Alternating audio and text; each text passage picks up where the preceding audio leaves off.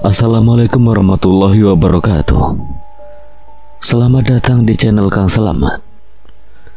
Kali ini Kang Selamat akan membawakan kisah yang berjudul Sanjaya Dirgantara, Sang Pamomong Jagat Ingon.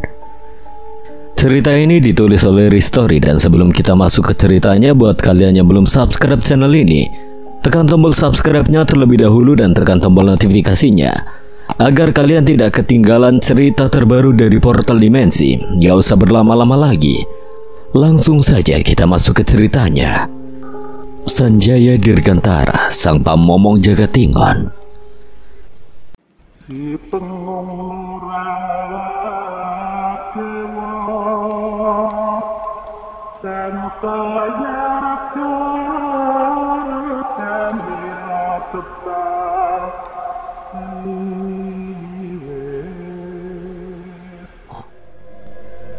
Sanjaya ingat betul saat kedua orang tuanya dibunuh di depan matanya sendiri. Aku dapat merasakan kegundahanmu, Sanjaya. Hamba mohon ampun, Guru. Kau tak bersalah. Memang sudah menjadi kewajiban seorang anak membela martabat orang tuanya. Kau boleh saja membalas kematian orang tuamu. Hanya ada satu permintaanku. Apa itu, Guru? Sebelum kau tinggalkan tempat ini, sebaiknya bersemedilah selama 7 hari. Bersihkan dulu jiwa dan ragamu dari nafsu duniawi yang dapat menjeratmu ke lembah nista. Baik, Guru. Akan hamba laksanakan semua titah Guru. Bagus. Sekarang duduklah di altar ini. Sanjaya menuruti setiap dawuh yang diberikan sang petapa sakti. Kini tibalah ia pada proses terakhir. Ujian paling berat dalam laku kesempurnaan seorang pendekar sejati. Ia harus mencapai titik ketenangan jiwa yang terdalam, menundukkan amarah yang selama ini bersarang di dadanya. Amarah yang bisa menyeretnya jatuh ke dalam jurang kegelapan. Dalam ruang batin yang paling dalam, Sanjaya dibawa kembali pada masa silam. Masa ketika kedua orang tuanya direnggut oleh kekejaman iblis Wongso Wengi. Bayangan itu begitu nyata, seakan-akan ia berdiri di sana lagi, menyaksikan bagaimana ayahnya Wiradharma terhuyung saat keris hitam Ki Brajakumbha menembus dadanya. Darah berdesir, mata Sanjaya berkilat. Hampir saja ia tidak mampu menahan amarah yang mempuncak. Namun tiba-tiba suara sang petapa sakti bergaung dalam pikirannya, menembus dinding gejolak hati. Tahanlah. Kendalikan amarahmu, itulah racun yang ingin menguasaimu. Sanjaya terperanjat. Ia baru menyadari sesuatu yang tampak sederhana ternyata justru yang paling sulit dilakukan. Lebih-lebih ketika pandangannya disuguhi adegan hina. Ki Brajakumbha melecehkan ibunya di hadapan mata kepalanya sendiri. Dadanya bergetar, nafasnya memburu. Sekujur tubuhnya gemetar menahan diri agar tidak meledak. Ia tahu betul, jika kali ini ia gagal meredam amarah, semua gemblengan berat di lembah Ranu Getir tidak akan ada artinya. Percuma ia menanggung segala derita jika pada akhirnya ia menyerah pada racun hati yang membelenggu. Inilah tahapan pamungkas. Bersemedi dan berpuasa 7 hari 7 malam, ditemani bayangan yang terus memancing emosi terdalam. Siapapun yang lapar dan rapuh jiwanya pasti akan takluk. Hanya mereka yang benar-benar menemukan ketenangan sejati yang akan mampu melampauinya. Dan Sanjaya kini berdiri di batas tipis antara cahaya dan kegelapan. Panji Wongsowengi semakin melalang buana. Seluruh padepokan aliran hitam dan putih yang berada di wilayah Indraloka dipaksa untuk tunduk. Beberapa tokoh aliran hitam memilih untuk tunduk, sementara aliran putih masih ada yang menolak untuk tunduk di bawah Panji Wongsowengi. Sehingga bentrokan tak terelakkan. Namun dengan bertambahnya sekutu Panji Wongsowengi, nasib aliran putih yang menolak tunduk terlalu lulanta. Hanya beberapa aliran putih saja yang tersisa di wilayah Indraloka. Itu pun juga tak lama lagi Panji Wongsowengi akan menghampiri mereka. Bukan tanpa alasan mereka memperbanyak sekutu. Ini semua adalah titah Prabu Indraloka yang bertujuan ingin membumi hanguskan kerajaan Astana Karang. Dirinya membutuhkan lebih banyak tokoh-tokoh silat yang bisa diandalkan. Ambisi inilah yang menjadi dasar pergerakan Panji Wongsowengi. Di lereng Bukit Kencana siang itu mendung. Awan hitam bergulung-gulung di angkasa menutupi cahaya matahari. Angin berhembus keras, merontokkan dedaunan. Tampaknya sebentar lagi akan turun hujan lebat. Keadaan alam yang tidak menguntungkan itu tidak menghalangi seorang penunggang kuda untuk memacu dengan cepat melintasi lereng Bukit Kencana. Penunggang kuda itu laki-laki tampan dan gagah. Dilihat dari dua buah pedang kembar di punggungnya, penunggang kuda itu tidak lain adalah Lodraseta. Berhenti! Lodraseta terkejut mendengar bentakan yang keras seketika dia menarik tali kekang kudanya. Kuda hitam itu meringkik sambil mengangkat dua kaki depannya, lalu berhenti. Lodraseta mengedarkan pandangannya. Tidak ada seorang pun yang terlihat di sekitar situ. Lodraseta yakin pasti orang yang membentak itu mempunyai ilmu yang tinggi. Segera dia waspada. Siapa kau? Keluar! Jangan seperti tikus busuk yang bersembunyi di dalam got. Teriak Lodraseta dibarengi penyaluran tenaga dalam besar sehingga menggema ke seluruh bukit. Begitu hebatnya tenaga dalam yang dimiliki Lodraseta sehingga hembusan angin berhenti seketika. Matanya kembali beredar di sekelilingnya. Ternyata si pendekar pedang kembar hanya mengandalkan bacot. Keparat. Kalau kau punya nyali, keluar! Sejak tadi aku di sini, Lodraseta. Rasa terkejut Lodraseta bagai disengat ribuan tawon. Dia cepat melompat dari punggung kudanya. Entah dari mana datangnya, tiba-tiba telah berdiri seorang kakek di atas batu besar. Lodraseta tahu kalau kakek itu seorang tokoh sakti yang bernama Empu Danaraga, atau biasa dijuluki si kakek gila pembuat pedang. Ki Danaraga seorang tokoh tua yang sangat disegani. Meskipun sikap dan tingkah lakunya ugal-ugalan, tapi dia termasuk tokoh aliran putih. Banyak tokoh hitam yang tunduk dan tewas di tangannya. Caranya berdiri di atas batu itu juga seperti bocah. Dia bertumpu pada sebatang pedang hitam jengat, dan sebelah kakinya ditekuk bersilang. Ada urusan apa kau menghalangi jalanku, kakek tua? Aku hanya minta ditemani, saut Ki Danaraga. Tangannya menimang-nimang pedang hitam, bagai menimang boneka. Aku tidak sempat menemanimu, ada urusannya lebih penting. Lodraseta melompat ke punggung kudanya, namun belum sempat duduk. Tiba-tiba sepotong ranting kering meluncur cepat ke arahnya. Lodraseta dengan cepat berkelit, dengan ujung jarinya disentilnya ranting itu. Tubuh Lodraseta lalu berputar di udara, kembali turun dengan manis. Lodraseta ternyata bukan hanya nama kosong. Empu gila, Aku tidak ada urusan denganmu. Mengapa kau menghalangi jalanku? Tidak ada urusan katamu. Rupanya kau sudah pikun, Lodraseta. Aku sengaja meninggalkan kubuku untuk mencarimu. Kau berutang nyawa pada cucuku. Jangan mencari-cari perkara, Kidanaraga. Aku tidak kenal dengan cucumu. Kidanaraga mendengus sambil menghentakkan pedang hitamnya ke atas batu.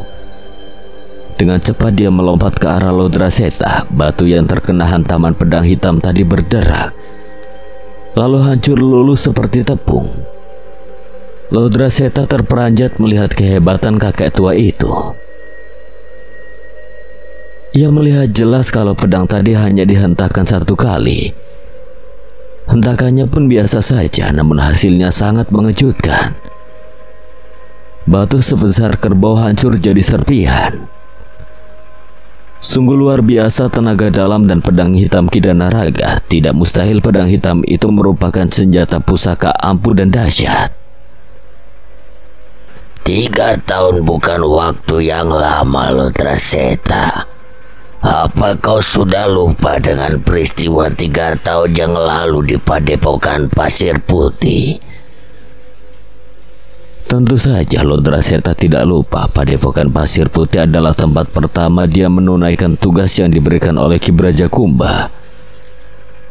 Seluruh murid-murid di padepokan itu dibabatnya karena tidak bersedia mengakui Panji Wongsowengi sebagai padepokan terbesar dan induk seluruh padepokan. Ada seorang anak muda yang menjadi tamu di Padepokan Pasir Putih terbunuh oleh Lodraseta, dan pemuda itu adalah cucu Kidanaraga. Dilihat dari ilmu dan kesaktiannya memang mirip dengan ilmu silat Empu Danaraga. Kau membunuh seorang utusan pribadiku. Kau tahu siapa tamu yang kau bunuh di Padepokan Pasir Putih? Aku tidak peduli siapa dia. Dia cucuku. Lodraseta tak terkejut lagi. Sudah diduganya sejak semula kalau anak muda itu adalah cucu Kidanaraga. Hutang pati bayar pati. Hutang nyawa bayar nyawa. Kidanaraga lalu bersiap-siap menyerang Lodraseta. Lodraseta segera bersiap-siap pula. Dia sudah mendengar tentang kehebatan tokoh tua itu. Maka dengan segera dicabut pedang kembarnya. Mata pedang yang keperakan itu bersinar menyilaukan tertimpa cahaya matahari yang telah kembali bersinar. Disilangkan kedua pedang di depan dada. Kaki kanannya ditekuk ke depan sedikit. Itulah pembukaan ilmu pedang kembar. Ilmu yang jadi salah satu andalan Lodraseta. Kidanaraga terkekeh melihat pembukaan ilmu pedang kembar. Mainan bocah ingusan jangan kau pamerkan di hadapanku. Rasakan pedang kembarku, kakek Sinting. Lodraseta segera menerjang dengan ilmu-ilmu ampuhnya. Kidanaraga terkekeh sambil berkelit sedikit ke kiri dan ke kanan, menghindari sabetan dan tusukan pedang kembar. Ilmu pedang kembar yang dimainkan Lodraseta memang hebat. Gerakannya cepat sehingga bentuk pedangnya tidak nampak lagi. Yang terlihat hanya seberkas sinar kembar berkelebatan mengurung Kidanaraga. Namun Kidanaraga tampak tenang saja. Bahkan kedua kakinya tidak bergeser sedikit pun. Suara tawanya terus terdengar. Setan tua, jangan katakan aku kejam jika kau mampus di ujung pedangku. Sudah kukatakan pedangmu hanya mainan bocah ingusan. Lodraseta merubah serangannya. Kali ini digunakannya ajian mata pedang maut. Ilmu ini lebih hebat lagi. Lodraseta bahkan hanya terlihat bayangannya saja melompat ke segala penjuru dengan kedua pedang menyambar-nyambar. Kali ini Kidanaraga terpaksa menggunakan pedang hitamnya untuk menangkis serangan lawan. Dalam hati dia mengagumi ilmu pedang yang dimainkan Lodraseta. Picaran api memercik ketika pedang mereka berbenturan. Di pihak Lodraseta, dia juga mengakui kehebatan kakek ini. Tangannya selalu terkesan kesemutan jika salah satu pedangnya membentur pedang Kidanaraga. Tapi berkat keterampilannya memainkan dua pedang yang dibarengi pengerahan tenaga dalam, Lodraseta masih mampu melakukan serangan-serangan berbahaya. 15 ilmu telah berlalu, belum ada seorang pun kelihatan terdesak. Kidanaraga sendiri sudah membuka serangan berbahaya dengan ilmu andalannya. Namun belum juga ada yang terdesak. Merasa tidak mungkin mengalahkan Kidanaraga dengan ilmu pedang, Lodraseta melompat keluar pertarungan sejauh 5 meter. Segera kakinya melebar, kedua tangannya menjulur ke atas. Kedua tangan itu pelan-pelan turun menukuk sejajar ketiak. Lodraseta membuka ajian tapak beracun. Tunggu. Kau takut dengan ajian tapak beracunku? Meski kau gunakan nama lain untuk kajianmu itu, aku bisa mengenali kalau ajian itu adalah gerakan aji racun merah. Ada hubungan apa kau dengan setan merah? Apa pedulimu dengan tua bangka tolol itu? Apa hubunganmu dengan setan merah? Lodraseta hanya tertawa. Kidanaraga menggertakkan giginya. Sinar matanya tajam menatap Lodraseta. Hampir 10 tahun dia tidak pernah mendengar kabar setan merah, dan sekarang tiba-tiba saja ajian ampuh itu dipergerakan Lodraseta. Walaupun dengan nama lain, tetapi Kidanaraga masih bisa mengenali dengan baik, lebih-lebih ketika melihat kedua telapak tangan Lodraseta memerah seperti terbakar. Kau memiliki aji racun merah. Tentunya kau kenal baik dengan setan merah. Katakan di mana dia sekarang.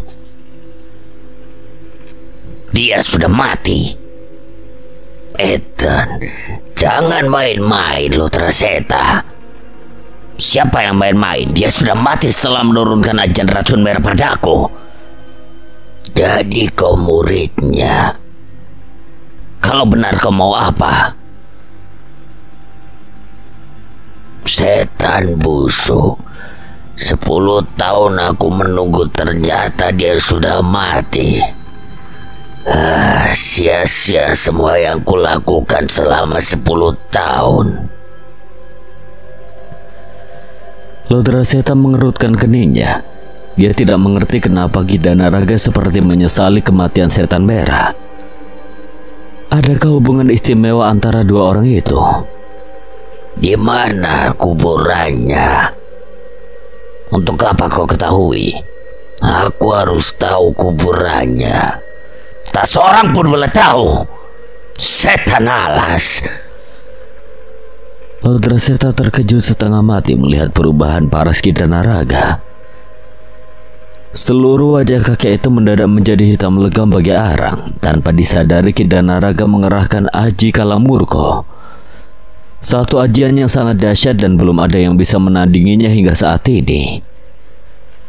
Ilmu itu adalah perwujudan dari amarah Kidanaraga yang membuatnya mampu mengerahkan seluruh tenaga dalamnya berkali-kali lipat. Setiap orang yang sudah berhadapan dengan ajian Kalamurko miliknya, lawannya sudah dipastikan nyawanya akan melayang. Tiba-tiba saja Lodraseta teringat pesan setan merah sebelum menghembuskan napasnya yang terakhir. Dia harus menghindari bentrokan dengan Kidanaraga, lebih-lebih jika kakek ini sudah mengerahkan ajian Kalamurko miliknya. Tidak mungkin Lodraseta dapat menandingi meskipun menggunakan ajian tapak racun merah sekalipun. Baiklah. Kuburan setan merah ada di puncak Bukit Kendil. Kidanaraga hanya mendengus pendek, lalu membalikkan tubuhnya. Wajahnya kembali seperti biasa, sinar matanya mulai redup, namun tidak mengurangi ketajamannya. Setan merah sudah mati, untuk apa kau menanyakan kuburannya? Aku ingin membuktikan ucapanmu. Lalu apa hubunganmu dengan setan racun merah? Apakah kau akan membela gurumu? Aku hanya sekedar bertanya ke Kyai Sinting. Kau akan tahu nanti, Lodraseta. Hei! Ki Danaraga melesat bagi kilat. Sekejap saja tubuh Ki Danaraga lenyap dari pandangan mata. Lodraseta tidak mungkin mengejar meski dia tahu ke arah mana kakek itu pergi. Kelak aku akan mencarimu, Lodraseta. Persoalan kita belum selesai. Tiba-tiba suara Ki Danaraga bergema. Lodraseta terkejut. Dia tahu itu suara Ki Danaraga. Suara yang dihembuskan dengan jelas tanpa diketahui wujudnya. Sungguh suatu ilmu yang hebat. Lama juga Lodraseta mematung. Kata-kata Ki Danaraga tidak bisa dianggap main-main. Entah kapan pasti dia akan mencari dan menuntut balas atas kematian cucunya. Lodraseta menarik napas panjang. Terselip rasa sesal membiarkan seorang murid padepokan Pasir Putih lolos. Sebenarnya bisa saja dikejar, tapi Lodraseta terlalu sibuk menghadapi ketua padepokan itu. Tentu orang yang lolos itulah yang memberitahu Ki Danaraga tentang peristiwa di Pasir Putih. Lodraseta menghembuskan napasnya dalam-dalam, sudah kepalang basah. Pesan setan merah terpaksa dilanggarnya, atau ini bukan kesengajaan. Jika pada akhirnya harus bentrok dengan Ki Danaraga, dengan terpaksa harus dihadapinya walau setan merah sendiri tidak mampu mengalahkan Ki Danaraga. Apalagi dirinya. Lodraseta dengan sigap melompat ke punggung kudanya. Segera kuda itu melesat setelah Lodraseta menggepraknya. Debu-debu berterbangan diterjang kaki-kaki kuda yang bagaikan terbang itu. Di depan sebuah kedai satu-satunya di Dukuh Giring, Lodraseta menghentikan kudanya. Seperti ingin memamerkan ilmu ringan tubuhnya, dia melompat dengan indah dari punggung kudanya. Dengan langkah tegap dan pandangan lurus ke depan, dia memasuki kedai itu. Matanya langsung tertuju pada Kalanira dan 3 orang laki-laki berwajah kasar. Mereka duduk menghadap meja yang penuh dengan makanan. Lodraseta segera menghampiri dan duduk di antara mereka. Ketiga laki-laki yang bersama Kalanira adalah pengawal pribadi gadis ini. Kau terlambat, Lodraseta, ucap Kalanira, suaranya datar tanpa tekanan sedikit pun. Bicaranya pun tanpa menoleh karena sibuk dengan makanannya. Ada hambatan kecil. Aku tidak peduli dengan alasanmu. Aku perlu laporanmu. Gagal. Gebrakan Kalanira membuat meja bergetar dan pecah jadi 2. Seluruh makanan dan minuman yang ada di atasnya berantakan bersamaan dengan tergulingnya meja itu. 3 laki-laki yang duduk di depan Kalanira melompat. Beberapa pengunjung kedai segera berlari ketakutan. Bagi pengunjung yang bernyali besar, tetap duduk tenang di meja masing-masing. Semua bukan salahku, tapi ini. Dijambretnya kalung berkepala tengkorak yang melilit lehernya. Melihat kalung yang menjuntai di tangan Lodraseta, pengunjung kedai yang masih bertahan segera ambil langkah seribu. Mereka tidak ingin berurusan dengan kelompok Panji Wongsowengi. Kalung itu merupakan tanda keanggotaan Panji Wongsowengi. Ki Braja menginginkan wilayah teratai putih, dan kau menugaskan aku menyelusup ke wilayah mereka. Pekerjaan itu memang mudah, tapi dengan benda ini apa jadi gampang? Mereka semua kenal tanda ini. Lihat, semua orang lari ketakutan melihat kalung ini. Kalanira juga mengedarkan pandangannya ke seluruh ruangan yang kini sepi. Matanya tertuju pada salah satu meja di sudut. Ternyata masih ada beberapa orang yang masih bertahan di kedai ini. Ada 5 orang yang masih duduk melingkari meja. Mereka seperti tidak peduli dengan keadaan kedai. Simpan kalung itu dan segera temui ayah. Di mana Ki Braja? Di penginapan tapi berbatasan. Lodraseta memakai kembali kalungnya, kemudian melangkah keluar kedai. Penginapan tempat Ki Braja menginap berada di perbatasan antara Dukuh Giring dengan Dukuh Garung. Ki Braja selalu menggunakan penginapan itu jika keluar dari lembaran Nugetir. Baru saja Lodraseta keluar, dia kembali lagi dan berdiri di depan pintu. Wajahnya merah padam seperti menahan marah. Ada apa? Lodraseta tak menyaut. Dilemparkannya sebuah ruyung ke arah Kalanira. Dengan tangkas gadis itu menangkapnya. Ruyung itu terbungkus selembar daun lontar yang diikat dengan pita merah. Kalanira mendelik setelah mengetahui isinya. Daun lontar itu bertuliskan sebaris kalimat. Kalian anggota Panji Wongsawangi harus mampus di tangan kami. Kurang ajar. 3 pengawal Kalanira segera mengarahkan pandangan ke sudut. Lodraseta juga menatap ke arah yang sama. Tiba-tiba tatapannya terganggu oleh suara desis kuda yang ada di luar. Betapa terkejutnya Lodraseta ketika melihat kudanya telah mati. Dan yang paling membuatnya geram adalah kematian kudanya yang disebabkan oleh ruyung yang menancap di leher. Ruyung itu kecil tapi sanggup membunuh kuda tanpa menimbulkan suara sedikit pun. Lodraseta, cepat temui ayah, biar aku yang membereskan tikus-tikus ini. Tidak. Nyawa kudaku harus ditebus dengan 1000 nyawa. Lodraseta menatap Kalanira. Gadis itu memperhatikan ruyung pembunuh kuda yang masih digenggam tangannya. Dia tadi tak melihat bercak darah yang masih baru pada ruyung itu. Tak disangka benda kecil ini bisa menewaskan seekor kuda. Kelima orang yang berada di sudut kedai berdiri. Mereka segera menuju ke pintu keluar tanpa memperdulikan 4 orang yang dilanda geram. Langkah kelima orang itu terhenti ketika pengawal Kalanira melompat menghadang. Maaf, kami mau keluar. Sebelum kuizinkan keluar, sebutkan dulu nama dan dari mana asal kalian. Dengus salah seorang dari 3 pengawal yang bernama Rawangga, yang 2 orang lagi bernama Rawapati dan Rawangsa. Aku yang tertua bernama Ranupari, dan keempat adikku bernama Bagapari, Tatrapari, Kanapari, dan Jakapari. Saudara Ranupari memperkenalkan yang lainnya. Mereka 5 bersaudara. Lodraseta segera melompat ke depan. Wajahnya makin merah membara. Matanya menyala-nyala tajam dengan gerhaman gemeretuk menahan amarah. Tak salah lagi, 5 orang yang berada di depannya kini adalah 5 pari bersaudara. Senjata andalan mereka adalah senjata berupa ruyung yang sangat kecil. Biasanya ruyung itu mengandung racun yang mematikan.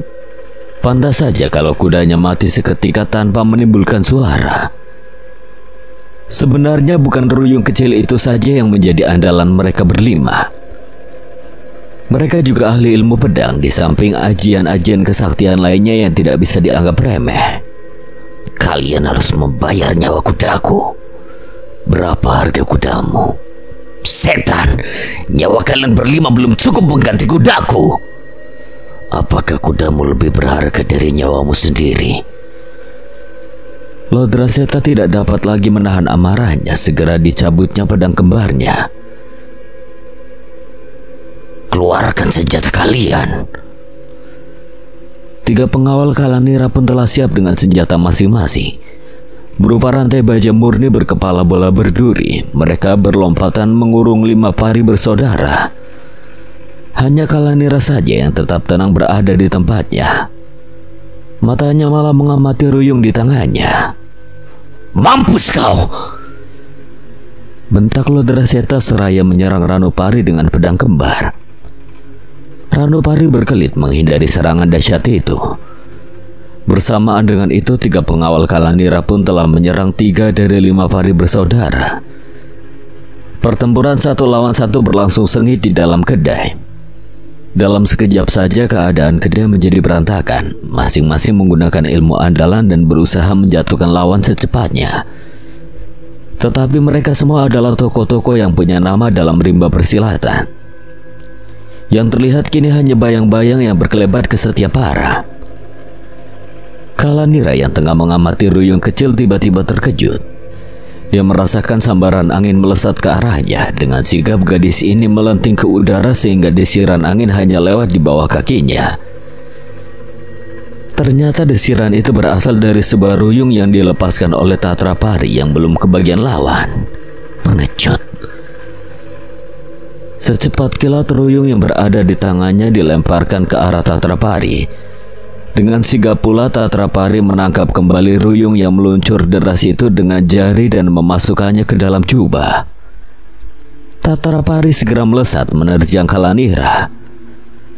Rupanya Tatrapari tidak main-main lagi. Dia pun melompat sambil mencabut pedang yang menempel di punggungnya. Pedang itu terhunus yang telah mengarah ke arah Kalanira. Tiba-tiba, betapa terkejutnya Tatrapari ketika merasakan pedangnya membentur benteng baja yang kokoh. Tangannya terasa kesemutan. Didaratkan kakinya ke tanah tanpa diketahui dari mana datangnya. Tiba-tiba di depan Kalanira telah berdiri seorang laki-laki berkepala gundul berjubah kuning.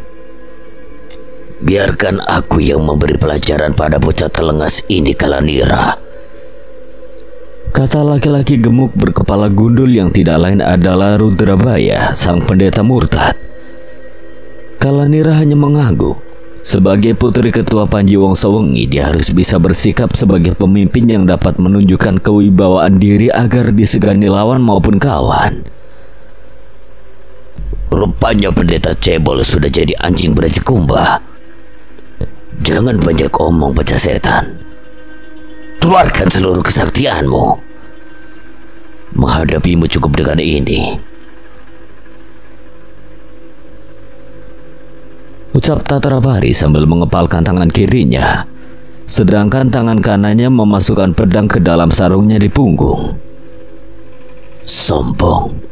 Jangan katakan aku kejam karena membunuh tanpa sengaja. Silakan. Rudrabaya atau pendeta murtad mengebutkan tasbih mutiaranya. Setiap kebutan menimbulkan suara mendem bagi angin ribut. Tatrapari yang sudah merasakan sabetan tasbih mutiara itu tidak sungkan-sungkan lagi. Dicabut pedangnya kembali, lalu diserangnya lawan ke bagian-bagian yang mematikan. Namun pendeta cebol itu dengan gesit dapat menghindari dari sabetan dan tusukan pedang lawannya. Bahkan dibalasnya serangan-serangan Tatrapari dengan tasbih mutiaranya. Dalam waktu singkat mereka telah melampaui 10 ilmu. Sementara itu pertarungan lain masih terus berlangsung sengit. Pertarungan antara Lodraseta dengan Ranupari telah berlangsung di luar kendali, disusul oleh Kanapari, Jakapari, dan Bagapari yang bertarung melawan 3 serangkai rantai baja. Jangan lari, pendeta cebol, seru Tatrapari melihat Rudrabaya melompat menembus atap kedai. Tatrapari mengikutinya. Di atas atap kedai mereka kembali bertarung. Kalanira yang kini sudah berada di luar kedai mengawasi pertarungan tanpa mengedipkan mata. Hatinya agak khawatir melihat salah seorang dari 3 pengawalnya terpojok melawan Bagapari. Hingga tiba-tiba pedang Bagapari menembus lawannya. Darah muncrat bersamaan dengan limbungnya salah satu dari 3 pengawal Kalanira. Tanpa bersuara sedikit pun orang itu ambruk tidak bergerak lagi. Bagapari berdiri tegang dengan pedang tergenggam erat di tangan kanannya. Ujung mata pedangnya berlumuran darah. Saat matanya melihat Tatrapari bertempur melawan pendeta cebol itu, hatinya terkesiap. Pendeta itu bukan tandingan Tatrapari, kecuali jika mereka berlima bersama-sama menghadapi pendeta itu. Namun sebagai pendekar sejati, Bagapari tidak mau berlaku curang. Dia hanya memperhatikan saja setiap gerakan lawan. Bibirnya tersungging melihat saudaranya yang masih mampu menandingi pendeta cebol itu. Tiba-tiba terdengar jerit melengking disusul ambruknya seorang lagi dari 3 pengawal yang melawan Jakapari. Dari dadanya yang koyak menyembur darah segar. Jakapari melompat menghampiri saudaranya yang lebih dulu menyelesaikan pertarungannya. Mereka berdiri berdampingan dengan dada bergerak turun naik dan pedang berlumuran darah masih tergenggam. Dilihat dari tingkatannya, memang 5 pari bersaudara bukanlah tandingan 3 serangkai pengawal Kalanira. Tak sampai 10 ilmu, 2 dari 3 serangkai itu telah tewas. Dan kini Kanapari segera melompat mendekati 2 saudaranya setelah menyelesaikan pertarungannya. Tuntas sudah 3 serangkai pengawal Kalanira. Kini hanya Ranupari yang berhadapan dengan Lodraseta dan Tatrapari yang bertarung di atas atap melawan Rudrabaya pendeta murtad. Pertarungan mereka telah sampai pada tingkat yang paling genting. Ranupari telah mengeluarkan ilmu-ilmu andalannya. Lodraseta tak kalah dengan mengeluarkan ilmu pedang kembarnya. Tubuh mereka telah tergulung oleh sinar pedang sehingga seperti tidak nampak lagi. Tiba-tiba Lodraseta mencelat ke atas. Setelah bersalto 3 kali di udara, dijejakkan kakinya di tanah sejauh 2 tombak. Dengan sigap tangannya memasukkan pedang kembar ke dalam sarungnya. Segera dinaikkan tangannya ke atas, lalu turun perlahan-lahan dan berhenti sejajar di ketiak. Racun merah. 3 saudara Ranupari yang tengah memperhatikan terkejut melihat Lodraseta mengeluarkan ajian racun merah. Ranupari segera memasukkan pedangnya. Bergegas dirapatkan kedua telapak tangannya ke depan dada. Sesaat kemudian tubuhnya telah menggigil seperti orang kedinginan. Ranupari mengeluarkan ajian pamungkasnya, satu ajian yang jarang dikeluarkan kecuali terpaksa. Melihat Lodraseta mengeluarkan ajian racun merahnya, 3 dari 5 pari bersaudara segera berpegangan tangan. Ujung pedang mereka satukan, lalu diarahkan ke Ranupari. Di ujung pedang yang menyatu, keluar cahaya kuning keemasan.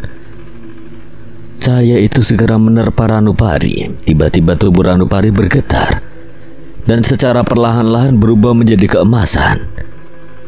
Setelah tubuh Ranupari berubah warna, segera 3 saudaranya itu menurunkan pedangnya.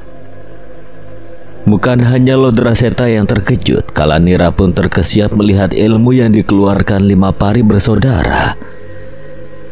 Sementara itu telapak tangan Lodraseta juga telah berubah merah. Disalurkan seluruh tenaga dalamnya setelah dia tahu kalau lawan mengerahkan ajian pari emas yang sangat dahsyat. Kejadian itu tidak luput dari perhatian Rudrabaya dan Tatrapari, sehingga pertarungan mereka terhenti dengan seketika. Rudrabaya segera melompat turun dan mendarat di samping Kalanira, sementara Tatrapari telah berdiri di antara saudara-saudaranya.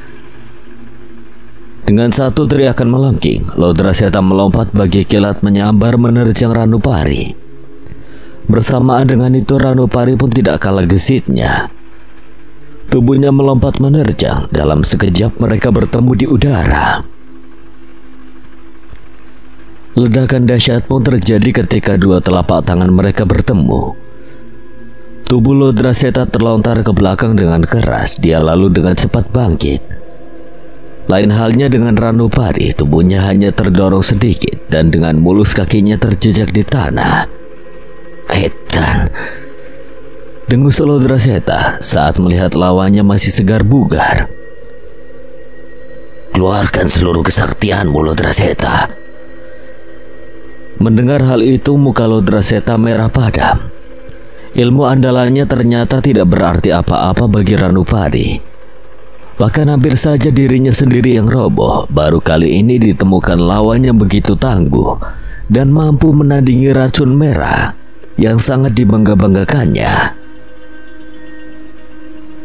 Lodraseta, mundur! Bentak Rudrabaya tiba-tiba. Lodraseta yang kembali bersiap-siap akan menyerang lagi menoleh kepada pendeta cebol yang telah melangkah ke depan. Ajianmu tidak dapat menandingi pari emas, kata Rudrabaya hati-hati agar tidak menyinggung perasaan Lodraseta. Aku datang untuk memanggilmu, Lodraseta. Ki Braja ingin bertemu dengan kau. Aku selesaikan dulu setan keparat ini. Tidak ada waktu kau bisa celaka mengabaikan perintah Ki Braja. Sambil bersungut-sungut, Lodraseta mundur 2 tindak. Tanpa bicara lagi dia langsung melompat ke atas kuda entah milik siapa. Yang jelas Lodraseta segera memacu kuda itu meninggalkan tempat itu. Pari bersaudara di antara kita belum pernah punya urusan. Mengapa kalian memusuhi kami? 5 pari bersaudara selalu punya urusan dengan kejahatan. Siapapun orangnya berarti musuh kami. Kau cari perkara dengan Panji Wongsowengi. Kami memang ingin membasmi Panji Wongsowengi.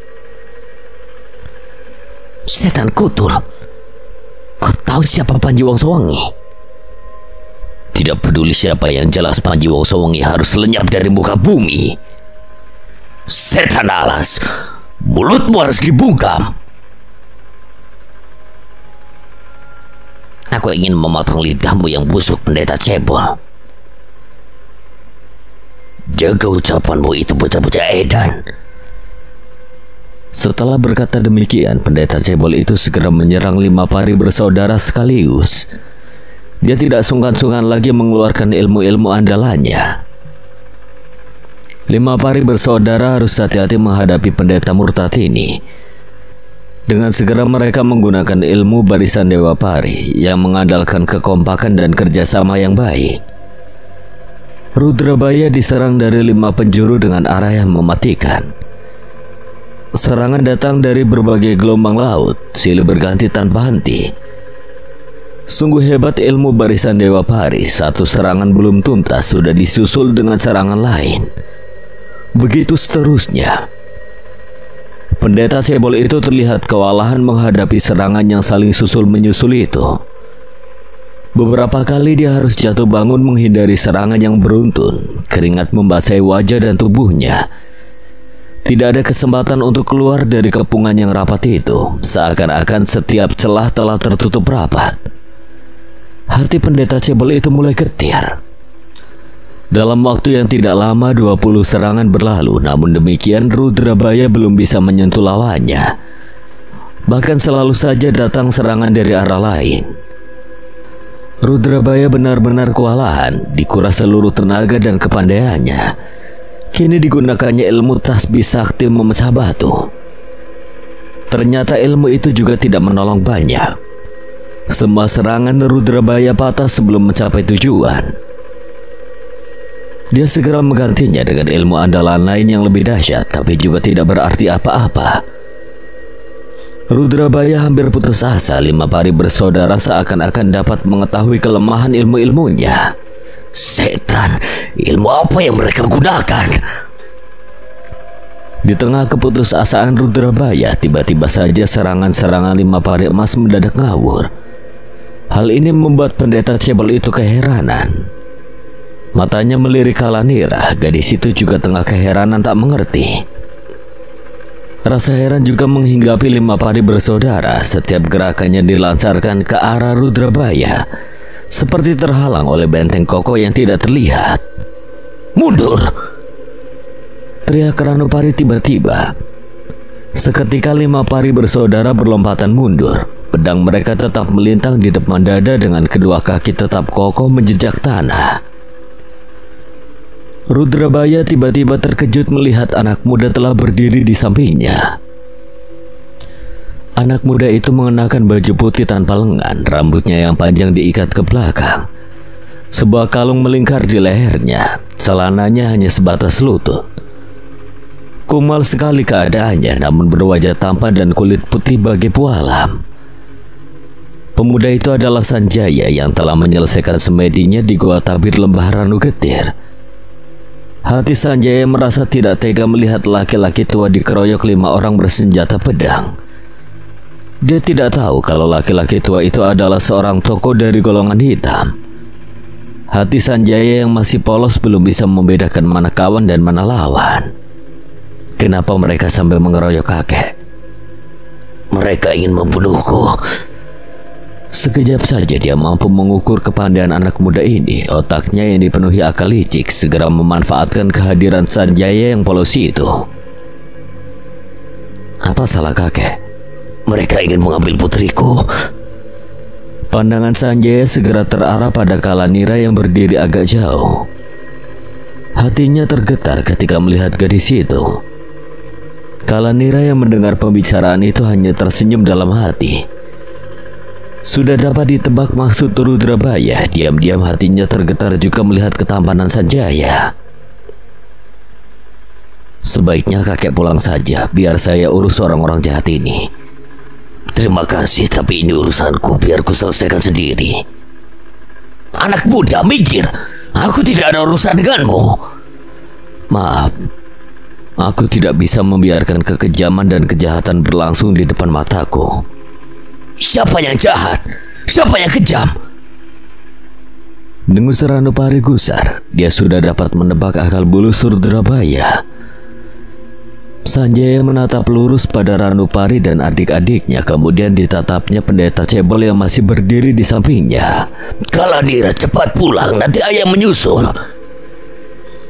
Dia tidak ingin kedoknya terbongkar. Baginya ini kesempatan untuk dapat meloloskan diri dari 5 pari bersaudara.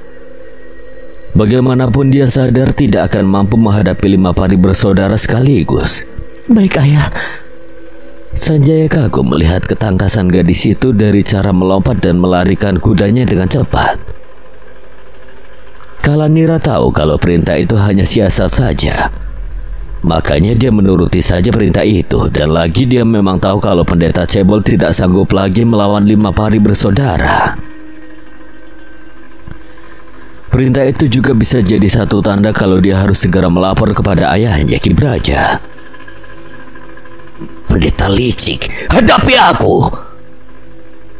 Anak muda, jangan terpancing dengan kelicikannya. Dia pendeta murtad dari selatan. Anak muda, saya mohon diri, terima kasih telah menolongku. Sanjaya belum sempat mengeluarkan sepatah kata pun, tapi Rudrabaya telah melompat ke punggung kuda dan langsung menggebraknya.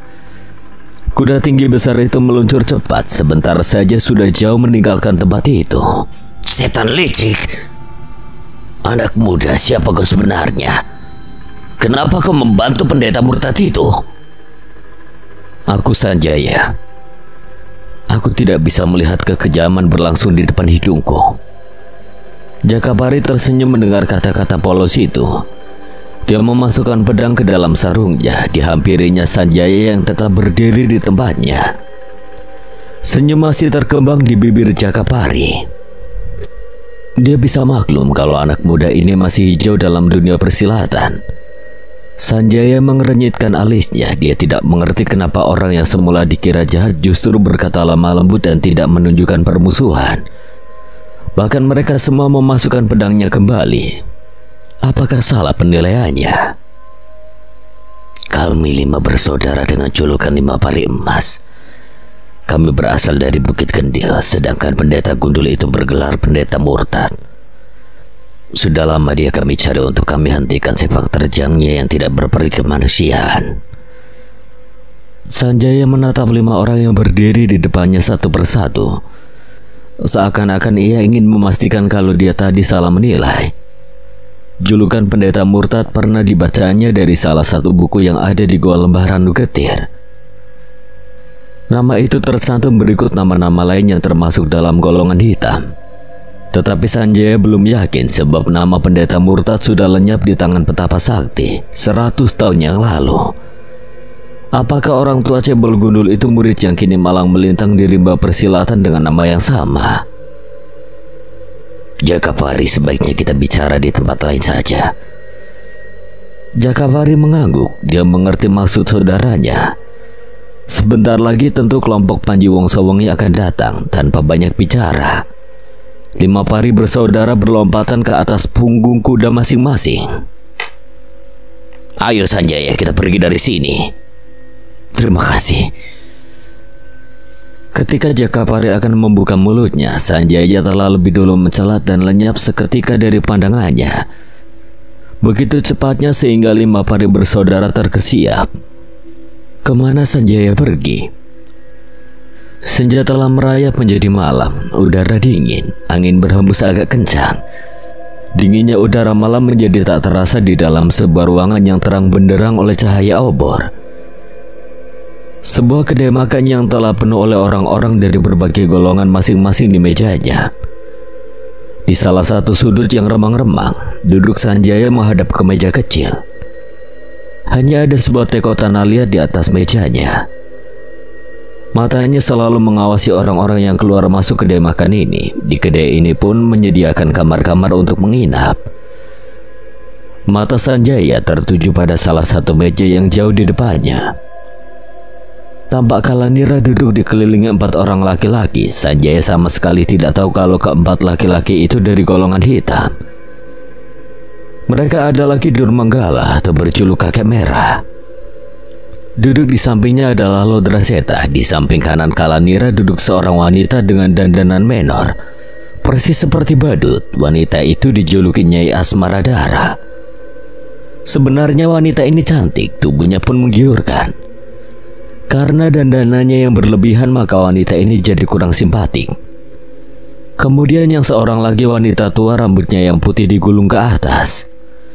Sebagian rambutnya dibiarkan jatuh menjuntai, walau kulitnya telah keriput, tapi sorot matanya masih menyimpan ketegaran. Dia bernama Nyai Jerangkong karena tubuhnya yang kurus kering bagai tulang berbalut kulit. Keadaan kedai malam itu tampak tenang. Semua orang menikmati hidangan sambil bersenda gurau, namun ketenangan itu tiba-tiba lenyap ketika seorang laki-laki tersuruk-suruk masuk dengan tubuh berlumuran darah. Lelaki itu menghampiri meja Kalanira. Hei, ada apa? Teratai putih. Laki-laki itu tidak meneruskan kalimatnya. Dia telah ambruk tak bernyawa. Belum lagi hilang rasa terkejut, tiba-tiba dari pintu bermunculan orang-orang berpakaian serba putih dengan sulaman bunga teratai di dada. Bahkan beberapa orang muncul dari atas atap ruangan ini. Jumlah mereka semua tidak lebih dari 20 orang. Beberapa pengunjung segera berhambur keluar menyelamatkan diri. Keadaan di kedai kian berubah panas dan tegang. Kalanira segera berdiri diikuti yang lainnya. Kalian datang langsung membuat onar, apa maksud kalian? Kami ingin menuntut balas atas kematian saudara-saudara kami. Pramana Jayangkara, kenapa bukan Pasopati saja yang datang ke sini? Guruku terlalu suci berhadapan denganmu, perempuan liar. Merah pada muka Nyai Asmaradara. Bukan rahasia lagi kalau antara dia dengan Bengawan Pasopati pernah terjadi hubungan asmara sekian puluh tahun yang lalu.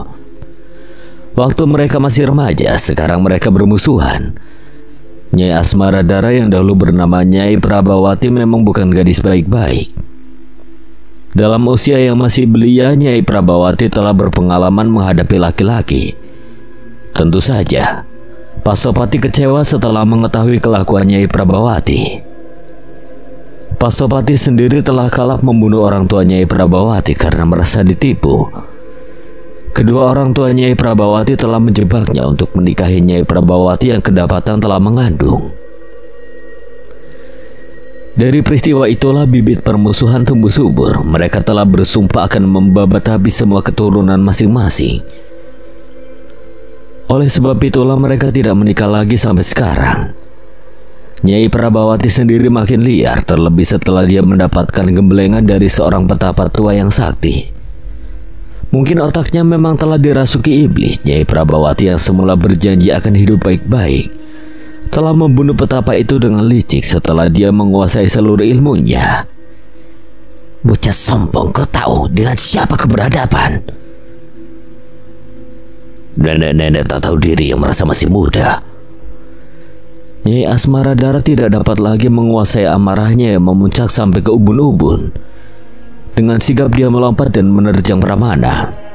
Anak muda itu berkelit sedikit, bahkan melayangkan kakinya ke perut Nyai Asmaradara. Monyet jelek, rungut Nyai Asmaradara sambil memelentingkan tubuhnya menghindari tendangan lanjutan Pramana. Amarah yang meluap membuat Nyai Asmaradara jadi lengah. Meskipun masih muda, Pramana tidak dapat dianggap enteng. Ilmunya sudah hampir menyamai gurunya sendiri. Dia memang masih memerlukan waktu yang cukup lama untuk menyempurnakannya. Ilmu-ilmu Pramana sangat dahsyat dan sulit diterka arahnya, membuat lawan harus hati-hati menghadapinya. Lawannya dihadapi Pramana bukan tokoh sembarangan. Dia seorang tokoh tingkat tinggi yang sudah kenyang makan asam garam rimba persilatan. Pramana tahu siapa Nyai Asmaradara, oleh karena itu dilayaninya lawan dengan tenang dan penuh perhitungan. Awas kepalamu. Pramana tidak memperdulikan peringatan lawannya. Tangannya yang dialiri tenaga dalam ditebaskan ke arah perut lawan.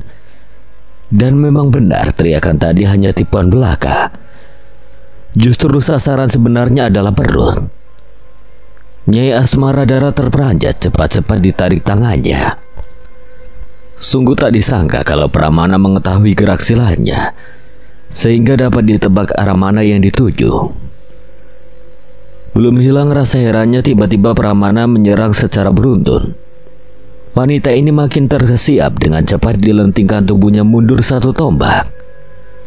Kalau takut sebaiknya kau menyingkir. Suruh si Pasupati ke sini, agar dia tahu bagaimana mengajar muridnya yang sombong. Jangan kau bawa-bawa nama guruku. Aku masih sanggup membeset mulutmu. Bocah setan, terima seranganku. Ya! Dengan kecepatan yang luar biasa, Nyai Prabawati mengeluarkan senjatanya yang berupa selendang berwarna merah darah. Ujung selendang itu segera meluncur meliuk-liuk bagi ular naga ke arah Pramana. Kemana Pramana menghindar, pasti selendang itu mengejar. Sungguh luar biasa selendang itu. Meja, kursi, dan barang-barang di sekitar situ hancur berantakan terkena sambarannya. Nyai Asmaradara memainkan jari-jari tangannya dengan lincah, membuat selendang itu seperti mempunyai nyawa. Pramana terlihat kewalahan menghadapi serangan Nyai Asmaradara kali ini. Dia hanya bisa menghindar dan bersalto tanpa mampu mengirimkan serangan balasan. Perhatikan jari tangannya, gunakan senjata, cari bagian tengah. Pramana terkejut mendengar bisikan di telinganya. Dia tidak mau berpikir panjang. Siapapun orangnya pasti ingin membantu. Pramana segera meloloskan pedangnya yang tergantung di pinggang. Kali ini dihiraukan ujung selendang yang mengincar tubuhnya. Matanya menatap jari-jari tangannya Asmaradara. Benar, arah selendang dapat diketahuinya dari jari-jari tangan yang bergerak lincah. Dengan mudah Pramana dapat menghindari ujung selendang tanpa melihatnya. Bahkan pedangnya beberapa kali hampir menebas selendang itu. Tapi sepertinya dia menebas sebongkah batu cadas yang sangat keras. Jangan buang tenaga, pusatkan perhatian pada titik tengah. Terdengar lagi bisikan di telinga Pramana. Bisikan itu membuatnya bingung. Dia tidak tahu titik tengah mana yang dimaksud. Pramana tidak lagi membabatkan pedangnya pada selendang merah yang masih mengancam dirinya. Matanya tetap tidak lepas menatap jari-jari tangannya Asmaradara. Otaknya terus bekerja memecah maksud bisikan tadi. Tiba-tiba Pramana berteriak nyaring, tubuhnya mencelat ke udara. Dengan kecepatan yang luar biasa, dia menukik tepat di tengah-tengah selendang. Nyai Asmaradara terkejut, cepat-cepat ditarik selendangnya, namun terlambat. Ujung pedang Pramana telah membabat tepat di tengah-tengah selendang merah itu. Setan! Nyai Asmaradara melihat selendang pusakanya terpotong menjadi 2. Nyai Asmaradara mencampakkan selendangnya. Dia segera menggerakkan tangannya, mengembang ke samping. Lalu dengan gerakan yang cepat, kedua tangannya melintang di depan muka. Pramana terkejut, tiba-tiba saja mata Nyai Asmaradara berubah merah. Belum hilang rasa terkejutnya. Dari mata itu meluncur seberkas sinar merah mengarah ke dirinya. Dengan cepat Pramana mencelat menghindar. Satu berkas sinar lagi terpaksa ditangkisnya dengan pedang. Pramana terlempar sejauh 2 tombak. Pedangnya patah menjadi 2 bagian, belum sempat bangun. 2 berkas sinar merah kembali menyerang dirinya. Dengan cepat Pramana menggulingkan tubuhnya ke samping. Sinar merah itu menghantam lantai kedai makan. Suara menggelegar terdengar disertai berlubangnya lantai yang keras itu. Mati aku! Dia tahu kalau Nyai Asmaradara mengeluarkan ilmu ajian mata Dewi, ilmu andalan yang sangat jarang digunakan Nyai Asmaradara. Kemarahannya memuncak karena selendang andalannya putus, memancingnya untuk mengeluarkan ilmu ajian mata Dewi. Jangan panik. Hindari tatapan matanya. Gunakan ilmu peringan tubuh. Putari tubuhnya. Pramana segera bangkit dan berlari memutari tubuh Nyai Asmaradara dengan menggunakan ilmu peringan tubuh. Tentu saja Nyai Asmaradara jadi kelabakan. Sinar-sinar merah yang dilontarkan selalu mengenai tempat kosong. Beberapa orang yang masih berada di kedai itu segera menyingkir, menghindari sinar merah yang tidak mustahil nyasar ke tubuh mereka. Gunakan senjata kecil, arahkan ke kaki. Pramana kebingungan, dia tidak memiliki senjata rahasia satupun juga. Gurunya tidak pernah membekali senjata rahasia. Menurut gurunya, senjata rahasia hanya digunakan oleh orang-orang berhati licik. Mereka tidak pantas disebut pendekar. Di saat otaknya berpikir keras, mendadak matanya menangkap reruntuhan meja dan kursi. Bibirnya segera tersenyum sambil terus mengarahkan tenaga dalam dan ilmu peringan tubuh. Pramana meraih beberapa potongan kayu, diremasnya potongan kayu itu hingga menjadi serpihan. Sementara itu Nyai Asmaradara semakin geram karena setiap serangannya selalu luput.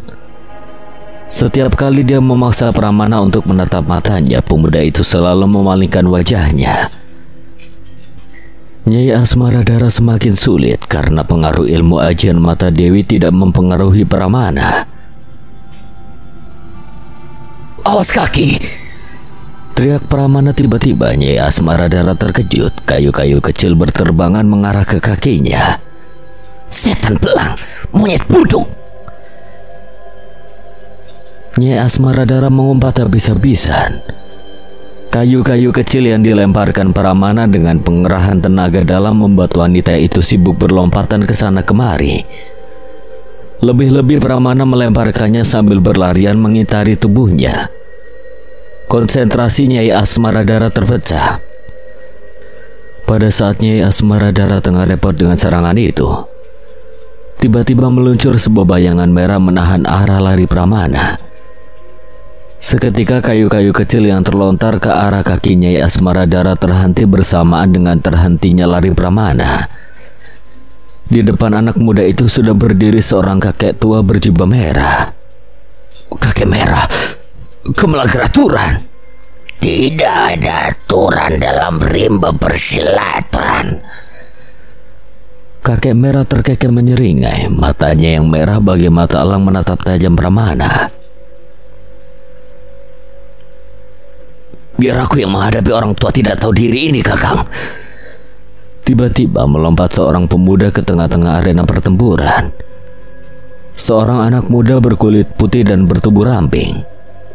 Garis-garis kejantanan tergambar jelas pada raut wajah yang halus dan tampan itu. Hati-hati adik berada, orang ini sangat kejam dan sakti. Berada hanya tersenyum. Dilangkahkan kakinya 2 tindak ke depan, dia sudah tahu kehebatan kakek merah. Makanya dia harus bertindak hati-hati dan penuh perhitungan. Dalam perkumpulan teratai putih berada hanya 1 tingkat di bawah Pramana, jadi dia juga tidak bisa dianggap remeh. Majulah kakek tua. Anak kemarin sore ingin menantangku. Apakah teratai putih tidak memiliki petarung andalan sehingga mengutus anak bau kencur ke sini? Teratai putih tidak perlu mengeluarkan petarung andalan untuk membasmi Panji Wongsowengi. Bocah sombong, jangan menyesal kalau aku memberi pelajaran padamu. Silakan kalau mampu. Setan, mampus kau. Pertempuran antara kakek merah dengan berada berlangsung sengit. Masing-masing menggunakan ilmu silat tingkat tinggi. Pramana pun sudah sibuk lagi melayani Nyai Asmaradara. Di lain pihak, Lodraseta dan Nyai Jerangkong juga telah menghajar orang-orang teratai putih lainnya. Kedai makan berubah menjadi ajang pertempuran. Memang kelihatannya tidak seimbang. 20 dari Teratai Putih melawan 4 orang dari Panji Wongsowengi. Namun keempat orang-orang itu bukanlah orang-orang sembarangan. Malah kini terlihat 2 orang anggota Teratai Putih sudah terjungkal. Kepalanya remuk terhajar tongkat Nyai Jerangkong. Seorang lagi roboh di tangan Lodraseta, lalu menyusul satu demi satu. Pramana yang melihat kejadian itu tidak bisa berbuat apa-apa. Dia sendiri sibuk menahan gempuran Nyai Asmaradara. Wanita itu sangat bernafsu ingin cepat membunuh lawannya. Dia merasa sudah dipermalukan oleh Pramana di muka umum. Tahan! Tiba-tiba suara menggelegar terdengar bagai petir di siang bolong. Seketika pertempuran itu terhenti. Anggota Teratai Putih tinggal 6 orang saja. Mayat-mayat bergelimpangan di mana-mana. Darah berceceran menyebarkan bau amis menusuk hidung. Semua mata segera terarah pada Sanjaya yang duduk tenang di pojok. Tangannya memain-mainkan kendi air. Laganya acuh dengan suasana kedai makannya berantakan akibat pertarungan 2 kelompok itu. Orang asing, berani benar kau campuri urusan kami. Seperti orang tolol, Sanjaya celingukan mencari-cari sesuatu. Pelan-pelan dia bangkit dan berjalan melangkahi mayat-mayat yang bergelimpangan. Kepalanya menggeleng-geleng dengan mulut berdecak-decak seperti keheranan. Kasihan sekali, nyawa satu-satunya dibuang percuma. Sanjaya berhenti melangkah ketika di depannya berdiri menghadang kakek merah. Sanjaya mengamati jari-jari tangan kakek tua itu yang penuh darah. Kenapa tangan kakek? Luka? Luka tanganku bisa diobati oleh darahmu. Wah, hebat. Kisanak, apakah kau yang memberiku petunjuk tadi? Aku hanya bicara sendiri tadi. Setan, jadi kau yang membantu bocah edan ini? Siapa yang membantu? Sejak tadi aku duduk di sana. Kau harus mampus. Setelah berkata demikian, Nyai Asmaradara segera melompat menerjang dengan ilmu andalannya. Sanjaya hanya berkelit sedikit dengan meliukan tubuhnya. Serangan Nyai Asmaradara hanya mengenai angin kosong. Lodraseta yang mengenali ilmu-ilmu Nyai Asmaradara terkesima melihat cara Sanjaya menghindari serangannya. Merasa lawan hanya menghindar tanpa melangkah sedikit pun, Nyai Asmaradara berasa berang, bercampur malu. Terima ajian pamungkasku. Seketika seluruh tangan Nyai Asmaradara mengeluarkan asap kekuningan. Lalu secepat kilat menyerang Sanjaya. Semua mata yang memandang menahan napas menyaksikan Sanjaya hanya tenang-tenang saja. Nyai Asmaradara melengking keras dengan kedua tangan menjulur ke depan. Saat jari-jari tangan Nyai Asmaradara yang mengepulkan asap tepat di depan mata Sanjaya, anak muda itu hanya memiringkan kepalanya sedikit. Dengan menggunakan ilmu tapak putih dipapaknya punggung Nyai Asmaradara. Nyai Asmaradara memekik tertahan. Tubuhnya limbung sebentar lalu ambruk tidak bangun lagi. Semua mata terbelalak lebar seakan tidak percaya. Hanya satu ilmu saja Nyai Asmaradara telah ambruk tak bernyawa. Sulit diukur tingginya ilmu anak muda ini. Bocah setan, sebutkan namamu sebelum kukirim kau ke neraka. Aku pendekar pengembara sakti, jawab Sanjaya memakai julukan nama sang petapa sakti yang bersemayam di lembah Randu Getir. Suaranya tenang namun menggema ke seluruh ruangan. Tidak mungkin. Nyi Jerangkong melompat ke depan, semua mata menatap nenek tua yang berdiri dengan tongkat saktinya. Jangan coba-coba menggertak kami dengan menyebut nama toko 100 tahun lalu. Kalau tidak percaya, lihat saja. Sanjaya menunjuk mayat Nyai Asmara yang tengkurap kaku. Nyi Jerangkong mendelik, punggung Nyai Asmaradara hangus.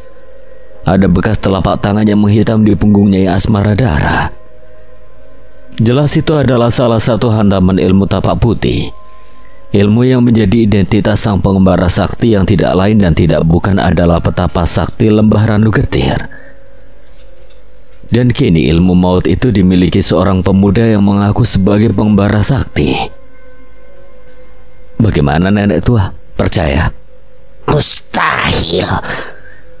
Bukan hanya Nyai Jerangkong yang tidak percaya.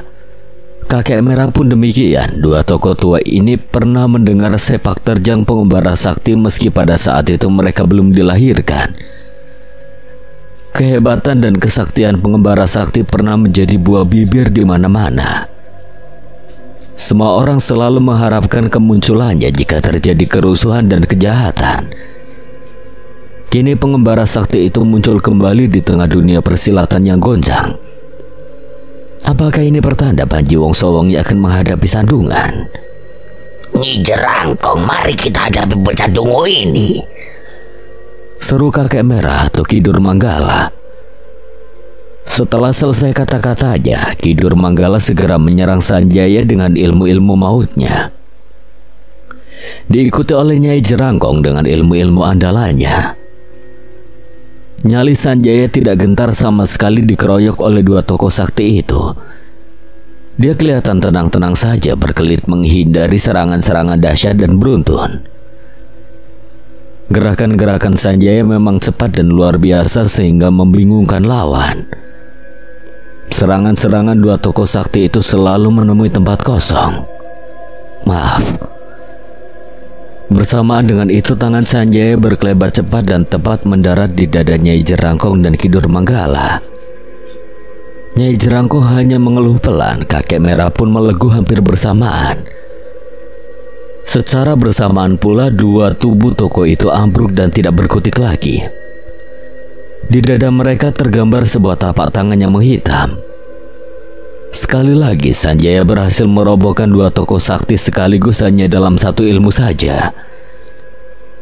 Lodraseta yang sejak tadi hatinya sudah ciut, diam-diam kabur ketika melihat dua tokoh sakti itu limbung hanya dalam satu ilmu saja.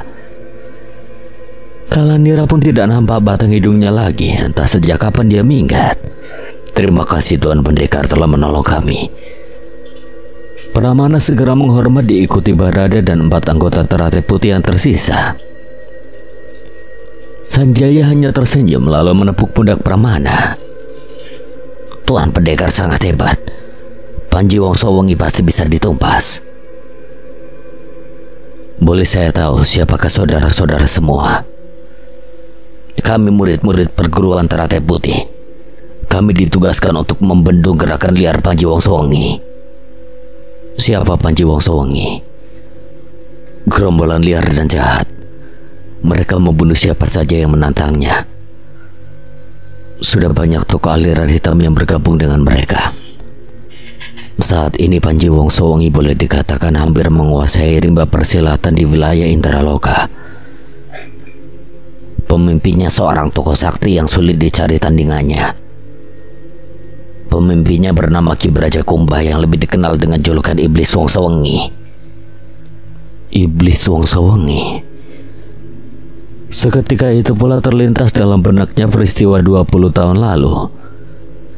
Peristiwa yang menyakitkan hati. Sanjaya juga masih ingat ketika ayahnya menyebut orang itu Iblis Wongsowongi.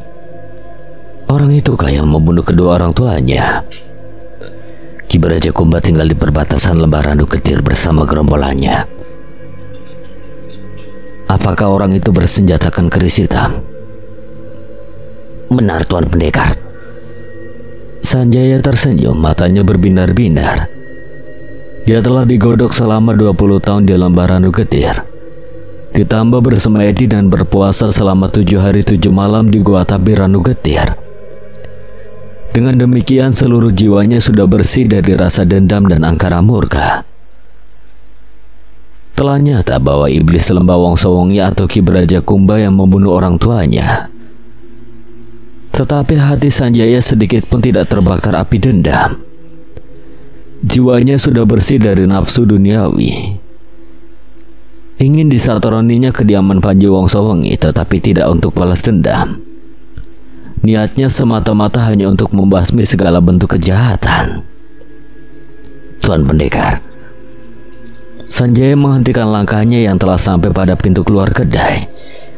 Dia menoleh seraya tersenyum melihat Pramana menghampirinya. Kami merasa mendapatkan kehormatan bila Tuan Pendekar berkenan singgah di perguruan Teratai Putih. Sanjaya berpikir sejenak. Eyang Guru Bengawan Pasopati pasti gembira jika Tuan Pendekar berkenan mengunjunginya. Dari beliau nanti Tuan Pendekar dapat mengetahui lebih banyak tentang iblis Wongsowengi. Benarkah?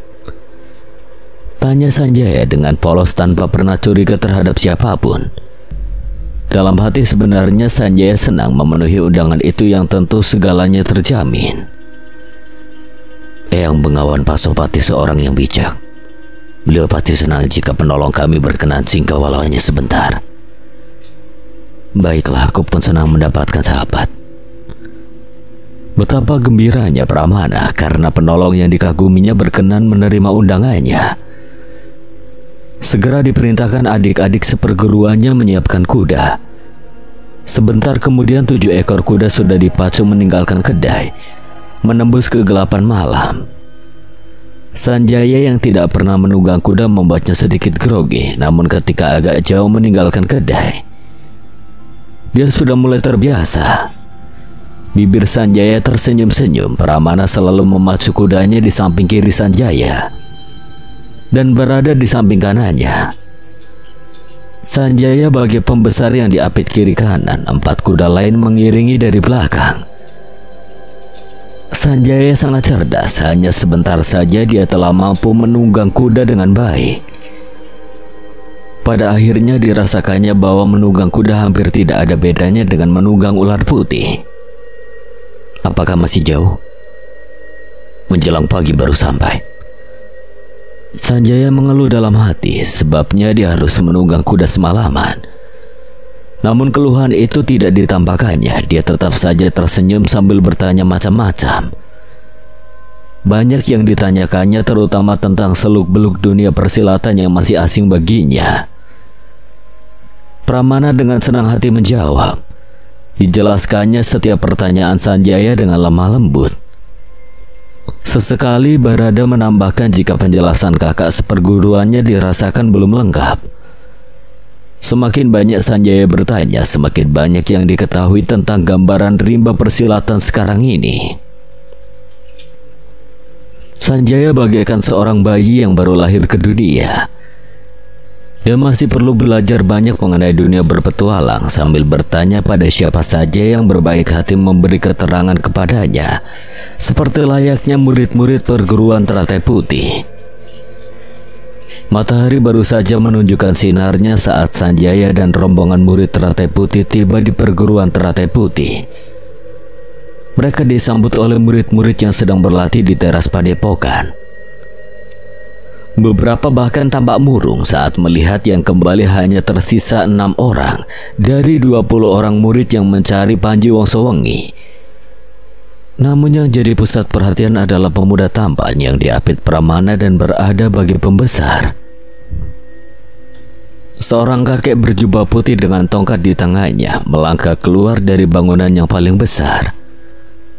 Pramana dan yang lainnya segera turun dari kuda untuk menghampiri gurunya itu. Guru, maaf kami hanya kembali berenam saja, ujar Pramana sembari menunduk. Sebagai pemimpin kelompok tentu Pramana merasa tidak bisa menjalankan tugas dengan benar. Tapi kami berhasil mengalahkan Kakek Merah, Nyi Jerangkong dan Nyai Asmaradara. Ini semua berkat bantuan dirinya. Barada menoleh pada Sanjaya yang berada di tengah. Tentu ini hal yang mengejutkan bagi Bengawan Pasopati. Orang-orang yang dikalahkan sudah lama melalang buana sebagai pendekar aliran hitam yang sulit ditandingi. Sanjaya mengambil sikap hormat mengikuti Pramana dan Barada ketika Bengawan Pasopati menoleh ke arahnya. Saya hanya membantu sebisanya saja. Mereka yang telah bertarung mati-matian untuk menghadapi mereka. Sanjaya merendah. Ia tidak terlalu suka dihormati secara berlebihan. Namun itulah konsekuensi di dunia persilatan saat ini. Mereka yang kuat akan selalu mendapatkan kehormatan di mata orang-orang. Terlebih lagi Sanjaya adalah pendekar aliran putih. Tentu akan jadi lebih banyak orang yang menghormati dirinya. Bahkan untuk setinggi Bengawan Pasopati.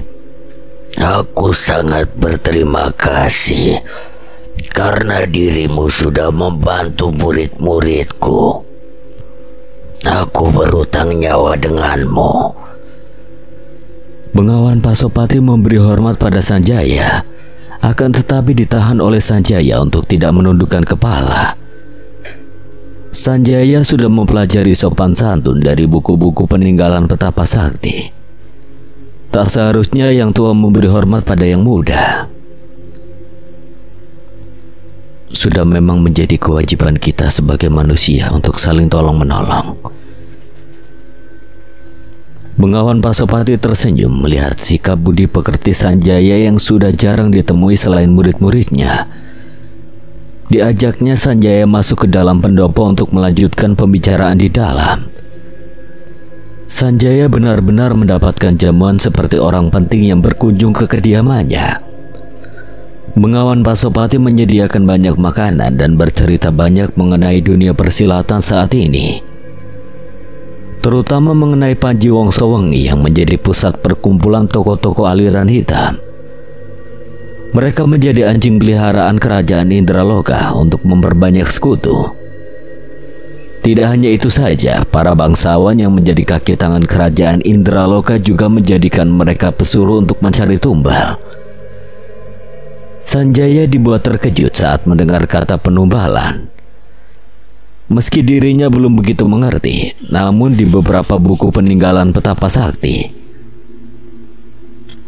penumbalan adalah hal yang sangat kejam, mempermainkan nyawa hanya untuk satu tujuan. Lagi pula untuk apa para bangsawan membutuhkan tumbal? Untuk apa mereka melakukan itu, Guru? Untuk memberikan ingon-ingon yang mereka pelihara. Bengawan Pasopati menjelaskan semua informasi pada Sanjaya. Sejak runtuhnya Terah Dirgantara, ke-9 Terah bangsawan semakin leluasa untuk bertindak sesuka hati mereka, tanpa menghiraukan welas asih sedikit pun. Siapapun yang melawan perintah kerajaan Indraloka akan luluh lantah di tangan Panji Wongsowengi, dan nyawa mereka akan dipersembahkan pada ingon-ingon yang dipelihara ke-9 Terah bangsawan. Hanya beberapa aliran putih yang berani menghadapi Panji Wongsowengi, termasuk teratai putih yang ingin menghancurkan Panji Wongsowengi untuk tidak berbuat seenaknya. Namun mereka juga sadar kekuatan Panji Wongsowengi bukanlah tandingan mereka. Sama halnya seperti kejadian di kedai. Kalau saja Sanjaya tidak turun tangan, mungkin murid-murid teratai putih tidak ada yang akan kembali. Pramana yang melihat langsung kehebatan Sanjaya menjadi yakin kalau Sanjaya ikut dengan mereka untuk membasmi Panji Wongsowengi, mereka pasti bisa menang. Namun Sanjaya sendiri tidak ingin ikut bergabung dengan mereka. Bukan karena meremehkan, akan tetapi Sanjaya tidak ingin membahayakan orang lain. Menghancurkan Panji Wongsowengi sama saja melawan kerajaan Indraloka. Tentu saja mereka tidak akan diam begitu saja apabila ada aliran putih yang mengusik pihak kerajaan. Untuk itu Sanjaya ingin bergerak dengan sendiri agar tidak membahayakan orang lain. Ini juga sudah menjadi tanggung jawabnya sebagai keluarga Terah Dirgantara yang tersisa.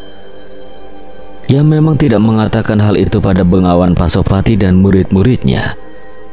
Namun ada rasa tanggung jawab yang tumbuh setelah mendengar pernyataan Bengawan Pasopati. Setelah mendapatkan informasi yang dibutuhkan, Sanjaya tidak berlama-lama di perguruan Teratai Putih. Dirinya sangat berterima kasih atas jamuannya sudah disajikan Bengawan Pasopati. Apa aku boleh membawa kuda ini? Kenapa tidak? Bawalah kuda itu untuk menemani perjalananmu. Tapi apa Tuan Pendekar yakin akan pergi seorang diri? Setelah kejadian kemarin, mereka pasti akan mencari Tuan Pendekar. Tidak masalah. Itu sudah menjadi konsekuensi yang harus aku terima. Tolong jangan panggil aku Tuan Pendekar. Panggil saja aku Sanjaya. Dirinya segera melompat menaiki kuda pemberian Bengawan Pasopati. Mereka sangat senang bisa mengenal orang seperti Sanjaya. Bukan hanya karena kehebatannya, namun karena budi pekerti anak itu sangatlah berbeda dari orang lainnya. Dalam pengembaraannya mencari sarang gerombolan Panji Wongsowengi, Sanjaya beberapa kali harus bentrok dengan tokoh-tokoh berilmu tinggi anggota gerombolan itu. Nama pengembara sakti makin dikenal. Di samping itu dia juga jadi momok yang menakutkan bagi orang-orang rimba persilatan beraliran hitam. Kini pengembara sakti bagaikan sebuah pelita yang menerangi tokoh-tokoh aliran putih.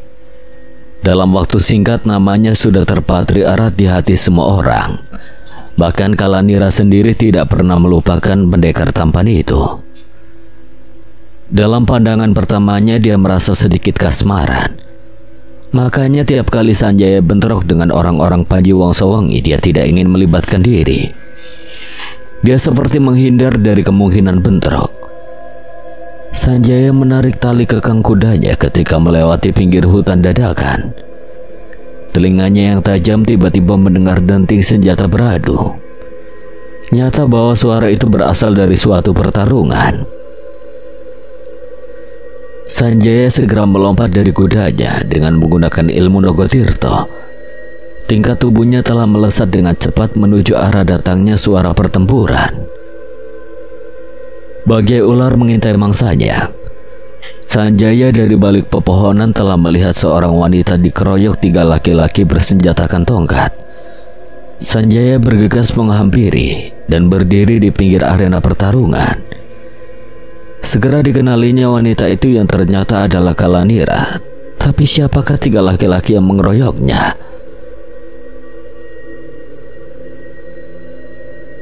Melihat kedatangan Sanjaya, Kalanira cepat melompat keluar area pertandingan.